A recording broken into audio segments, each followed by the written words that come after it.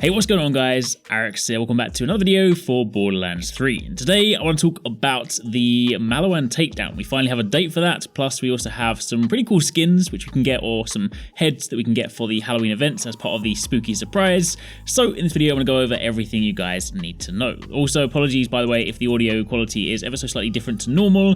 I'm currently at an event, so I'm actually recording this from my hotel on a laptop, so conditions are not exactly ideal. Either way, we're going to talk about this because there's some pretty cool stuff. First things first, for those of you guys that of course want to get some cool new stuff, then the spooky surprise, basically rounding out the 10 years of Borderlands celebration. You know, of course, every single week up until now there have been events going on. The first week was of course increased boss drops, followed by the rare spawns, the Iridium event. Last week was of course the increased anointed weapon drops, and now this week they dropped a special shift code which gives us some limited time Halloween heads for the 4 different Vault Hunters. The code is on screen, but I will also for convenience drop it in the description box down below so you can just copy and paste it. You then want to go over to the Gearbox website, you can redeem that, and that'll then get you these spooky heads for your different Vault Hunters. Keep in mind this is a limited time key, so make sure you do it soon, so of course you can then secure these and then keep them forever. However, more importantly, as part of the Borderlands show, this is of course a show that happens once a month. Last month they had episode 1 where they spoke about the Bloody Harvest, and this time episode 2 focuses on, you know, outside of kind of the usual community questions and stuff, it focuses primarily on the Maliwan Takedown, which is the next event, the next free event coming to Borderlands 3, and this is going to introduce some new challenging content, some new loot to pursue, and lots of cool stuff. And if you guys actually saw the video I did the other day on some of the future roadmap stuff, some of the upcoming updates, you'll know that as part of the November update, they do also plan to expand the bank. So we'll actually have space to store those new legendaries.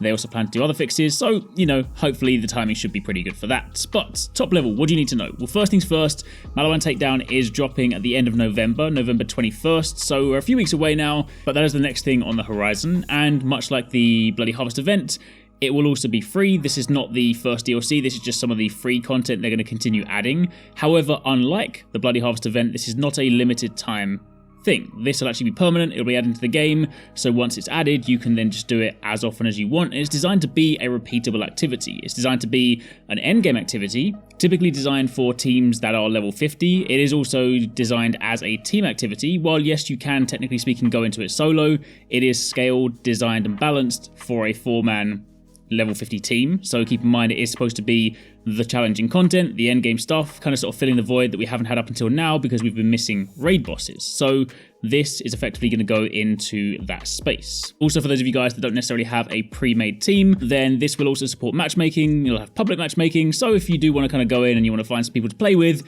then you can also do that. It's kind of going to be a similar sort of length in completion time to, say, a Proving Grounds. They said it'll be a little bit longer, but it'll probably run around sort of 30 to 40 minutes. They said they kind of want to sort of keep it to that time frame because they still want people to be able to just sort of jump in, run through it in like a short enough space of time, and of course run this on repeat. But what exactly is the Maliwan Takedown? Well, narratively speaking, in order to stave off another potential invasion, Lorelei is basically asking us to take the fight to Maliwan with a preemptive strike on their most secure, highly guarded facility, which is of course Maliwan's black site. When we're there, you will of course encounter tons of different Maliwan troops and enemies, and there will actually be some new enemy types. There'll be special Spec Ops Maliwan squads, and some of these are going to be incredibly tough enemies. There are examples they gave, say one of them is like a Riot Shield Trooper who, unlike the current one, actually absorbs elemental damage into his shield and then can fire that back. They said there's also going to be a stealthy trooper who can actually, kind of like Flak, go invisible.